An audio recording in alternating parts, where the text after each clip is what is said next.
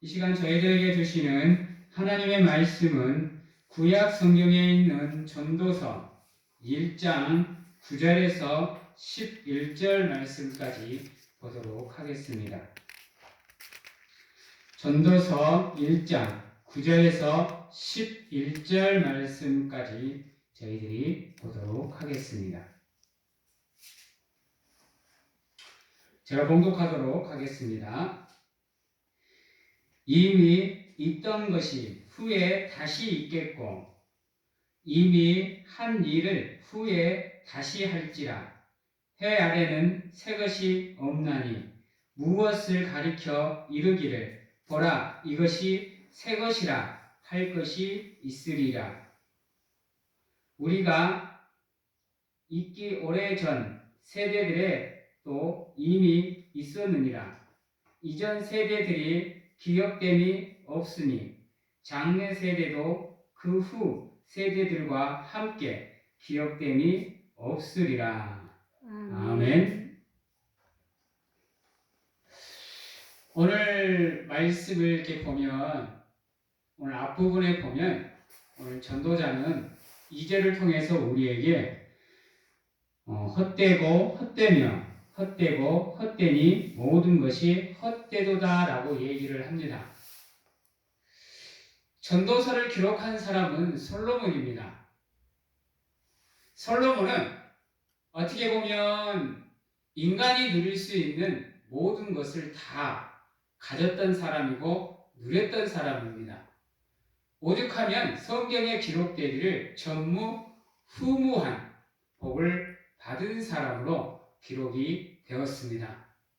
그런데 아이러니하게도 솔로몬이 전도서를 기록함에 있어서 가장 먼저 우리에게 가르쳐 준 것이 뭐냐? 모든 것은 다 헛되다라는 겁니다.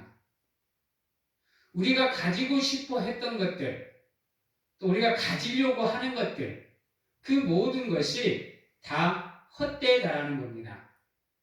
우리가 아무리 돈을 많이 가져도 마찬가지입니다.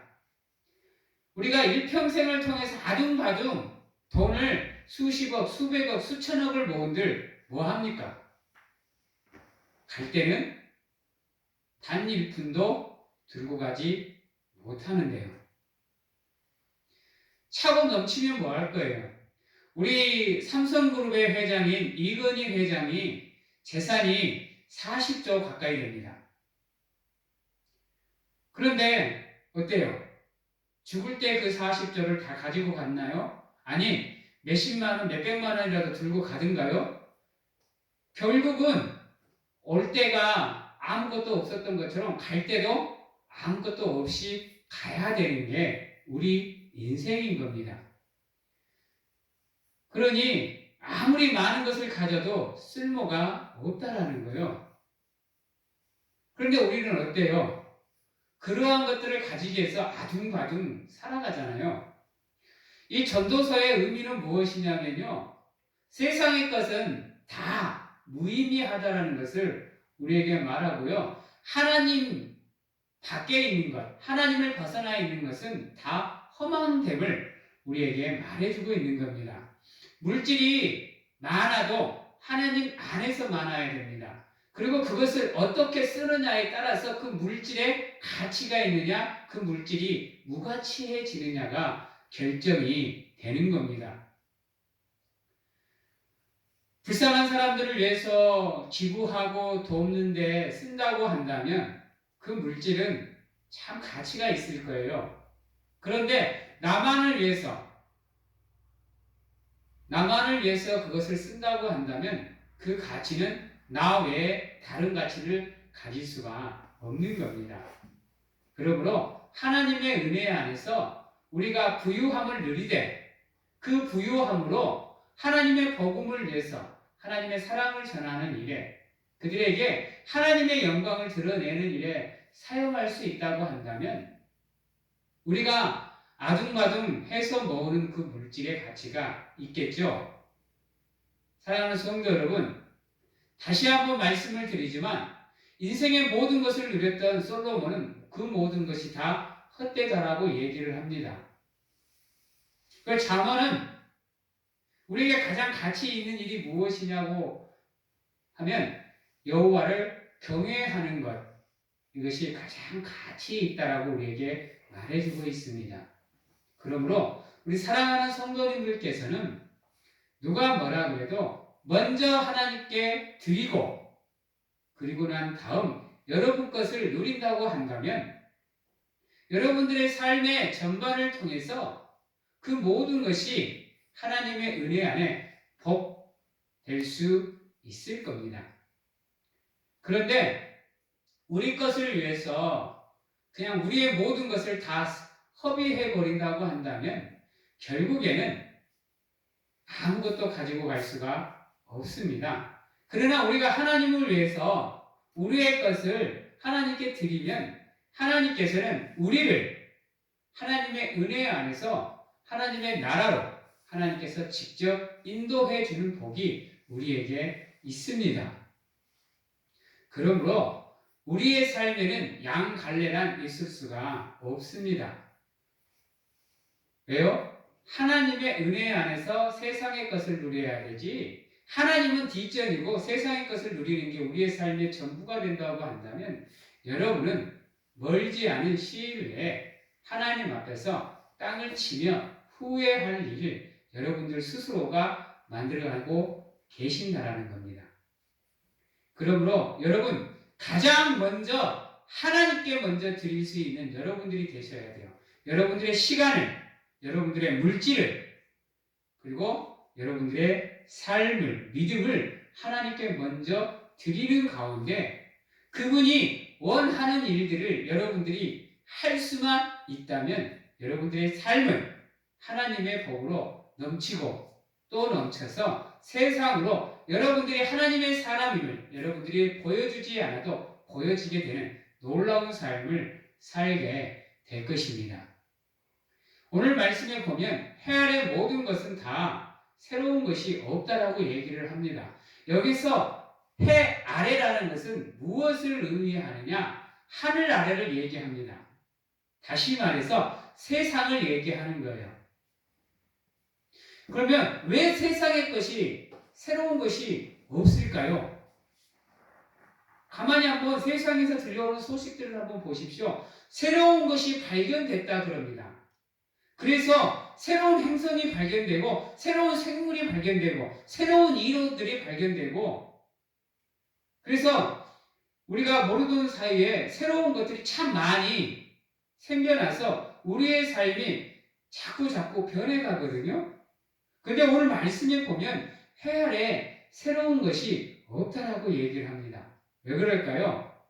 그것을 오늘 말씀 9절에 보면 이렇게 얘기합니다. 이미 있던 것이 후에 다시 있겠고 이미 한 일을 후에 다시 할지라 해 아래 새 것이 없냐니 무엇을 가리켜 이르기를 보라 이것이 새 것이라 할 것이니 있으랴 우리가 있기 오래전에 세대들도 이미 있었느니라 이전에 세대들이 기억됨이 없으니 장래 세대도 그 후 세대들과 함께 기억됨이 없으리라 라고 얘기를 합니다. 즉 왜 우리 세대가 새롭다라는 것이 다 새롭지 않은 것이라고 얘기를 하냐면요. 우리가 이전 것을 기억하지 못한다라는 겁니다.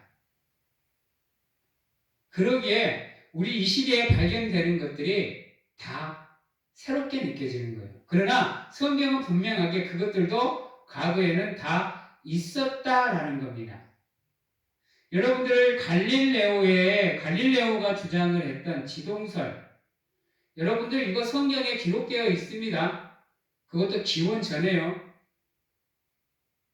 여러분들 욥기서에 보면 이미 그 지동설이 주장이 되어져 있어요. 그리고 과학자들이 인류의 역사의 시간들을 계산을 해봤더니 하루가 비더래요. 그래서 그 하루가 왜 비는지를 찾고 찾았는데 찾지를 못했어요. 그런데 어디에서 그 하루가 빔을 찾았냐 하면요. 성경에서 찾았어요. 여러분들 여호수아 시대에 하나님이 태양을 반나절을 멈추어 버립니다. 그리고 히스기야 시대에 하나님께서 태양을 뒤로 15도 옮겨 버립니다. 이러므로 인해서 인간의 역사가 하루가 비게 됩니다. 우리가 발견하는 것들, 과학적으로 발견하는 것들, 물리적으로, 화학적으로, 자연의 현상적으로, 생물학적으로 발견되는 그 모든 것들이 과거에는 다 있었다라는 거예요. 그래서 과거의 지식이 바탕이 되어야만 우리 인류의 지식은 새로운 데로 나아갈 수가 있어요. 그런데 우리는 어때요? 뭔가 하나를 발견되면 그게 새 것이냐 우리는 의심되거든요. 근데 그럴 필요가 없다라는 거예요. 우리 믿음도 뭔가 새로운 역사가 일어나야 획기적인 무엇인가가 일어나야 우리도 막 믿음이 막 성장하는 것처럼 느끼는데요. 그렇지 않아요. 어차피 믿음도 과거의 믿음의 세대들이 밟아온 길을 그대로 밟아가면서 우리의 삶을 성장시켜 나가는 거예요. 하나님의 은혜 안에서 그분이 함께 할 때만이 세상의 모든 것도 다 새롭게 변화될 수 있는 거고요. 그분이 없이는 이 세상에 새로운 게 존재할 수가 없다라는 거예요. 우리의 믿음도 마찬가지입니다. 그저 우리는 과거의 역사 속에서 살아왔던 삶의 바잘지를 그대로 우리가 밟아가고 있는 거예요. 그 속에서 하나님이 주시는 것들을 누리는 가운데 우리의 역사가 조금씩 변천되어져 가는 겁니다. 사랑하는 성도 여러분, 해 아래 새로운 것은 없습니다. 그리고 해 아래에서 새로운 것을 누리고 싶다고 한다면 하나님이 개입해 주셔야 됩니다. 그러므로 우리의 믿음이 늘 새롭게 성장하기를 원한다고 한다면, 우리의 삶이 늘 새롭게 변화되고 또 우리의 삶이 새로운 길로 나아가기를 원한다고 한다면 세상에서는 찾을 수 없습니다. 그러나 하나님이 우리의 삶에 함께 하시면 우리의 삶은 충분히 새로움으로 나아갈 수 있고 변화의 물결로 나갈 수가 있습니다. 인간이란 존재는요, 변화를 스스로 갖기에는 무엇인가가 부족한 존재입니다. 그러기에 하나님께서는 늘 우리의 삶에 개입해 주시는 가운데 우리의 역사를 하나님의 섭리 안에서 이끌어가는 거예요. 역사도 여러분들 새로운 게 하나도 없습니다. 그저 역사도 반복되어지는 거예요. 여러분들 출애굽 사건도 어떻게 보면 포로기를 어떻게 보면 투영해주고 있는 거거든요. 그런데 그 출애굽기의 구원 역사와 그 다음에 포로기의 구원 역사는 분명하게 다릅니다. 왜요? 하나님이 개입을 하고 계시기 때문에요. 그러므로 우리의 삶도 마찬가지입니다. 여러분들 무엇인가 새로운 것을 누리고 싶다고 한다면 하나님 앞으로 나오십시오. 그리고 그분께 여러분들 것을 드리십시오. 그러면 하나님이 여러분들의 그 믿음 위에 새로운 변화의 물결을 여러분들 일으켜 주실 겁니다. 고로 여러분들이 성장하고 싶고 변화하고 싶고 성숙하고 싶다고 한다면 여러분들 온전한 믿음을 가지기 위해서 노력하고 하나님을 경외하는 삶을 살고 하나님을 예배하는 삶을 살면 하나님께서 알아서 여러분들의 삶을 새로움으로 변화의 물결로 인도해 주신다는 겁니다. 성장의 길로, 성숙의 길로 하나님께서 인도해 주시는 거예요. 사랑하는 성도 여러분, 부족하고 연약하지만 우리의 삶은 모든 것이 다 하나님의 은혜 안에 머물 때만이 우리의 삶은 가치가 있어진다는 겁니다.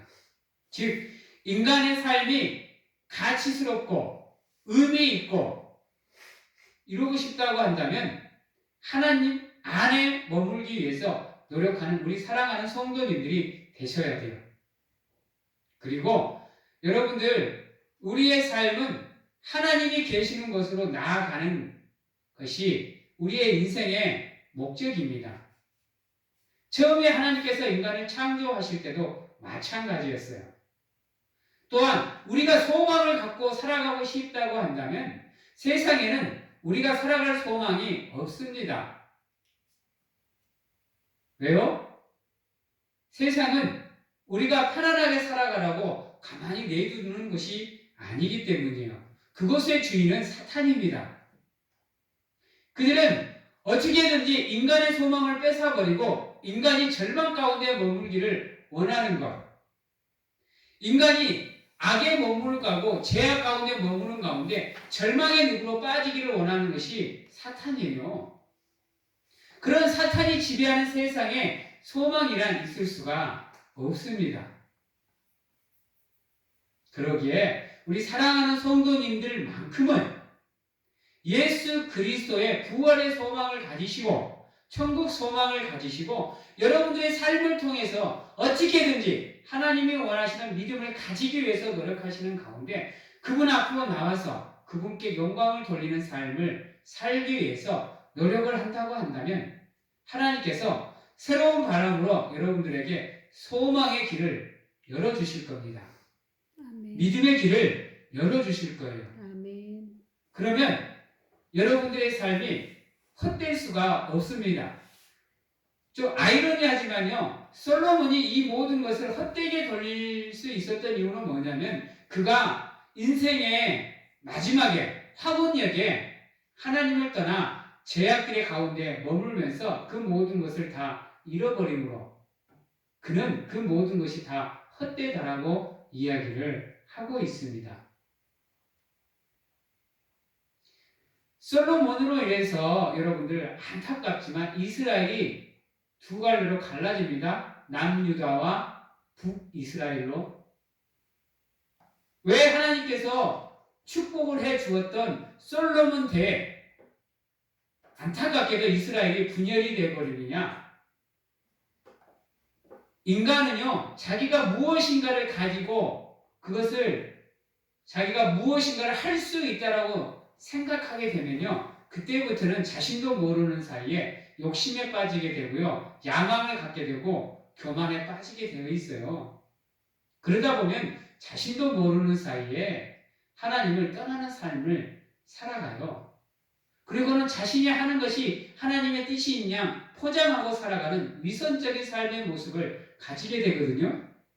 안타깝게도 솔로몬은 노년에 그러한 삶의 모습을 가짐으로 인해서 자신의 인생의 모든 것이 헛되어져 버리는 안타까운 상황을 맞이합니다. 그래서 전도서에 그는 그 모든 것이 다 헛되다라고 얘기를 하고 있어요. 우리의 삶도 마찬가지입니다. 우리가 인생 그 마지막 성경에서 말하기를 인생의 경주를 끝까지 믿음의 경주를 맞추어야 돼야 한다고 하는 얘기는 다른 데 있는 게 아니에요. 이유가 끝까지 우리가 하나님 앞에서 최선을 다하는 삶을 살면 우리의 인생이 무가치해지지 않기 때문이에요. 후회하는 인생이 되지 않기 때문이고 우리의 인생이 무의미해지지 않기 때문이에요.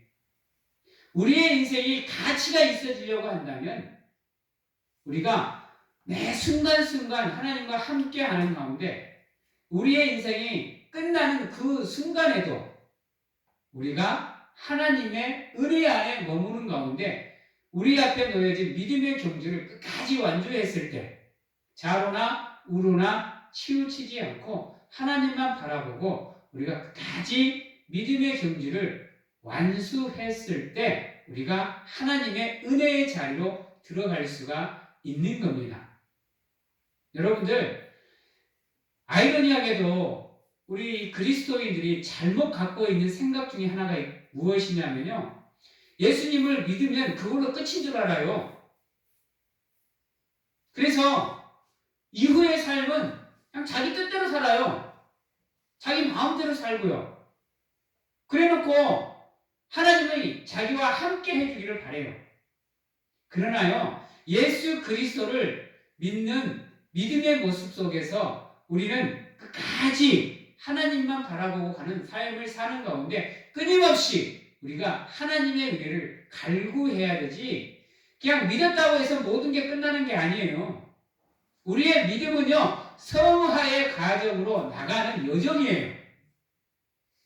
그래서 다른 말로 바꾸면 믿는 순간부터 시작해서 예수 그리스도를 조금씩 닮아가는 여행의 여정이 바로 우리의 신앙 생활이라는 거예요.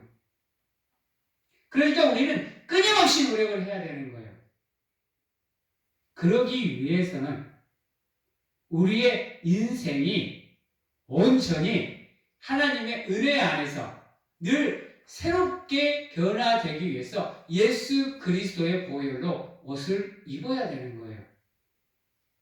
불완전하다 보니까 인간은 죄를 짓고 살아갈 수밖에 없는 존재예요.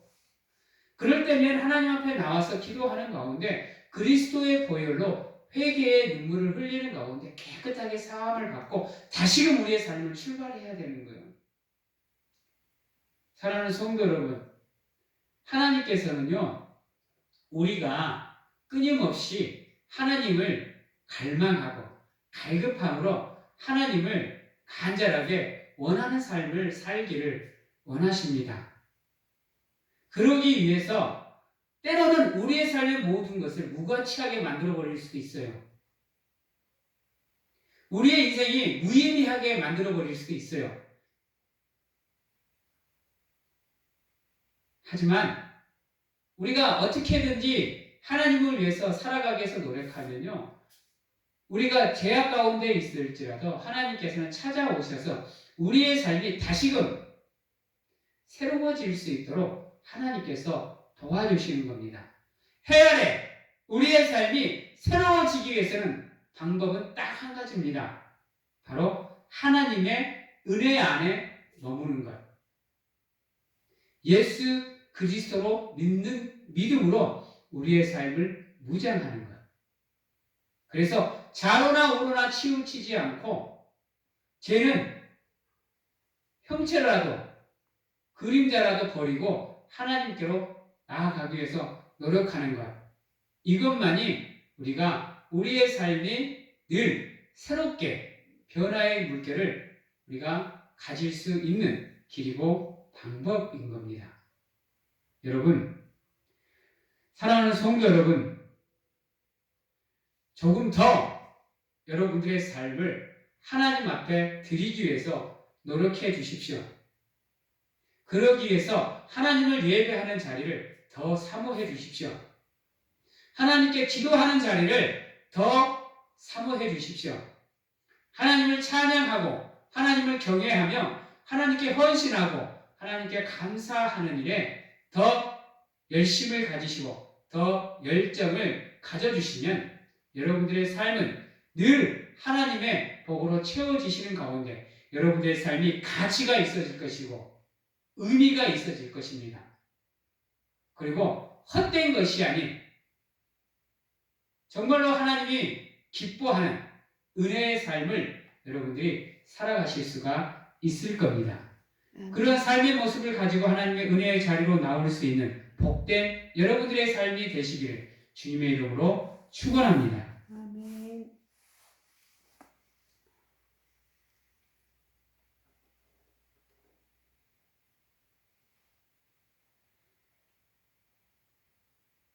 사랑하는 성도, 또 하나님을 사랑하는 성도, 또 하나님이 사랑하는 성도님들을 기억하여 주시옵소서.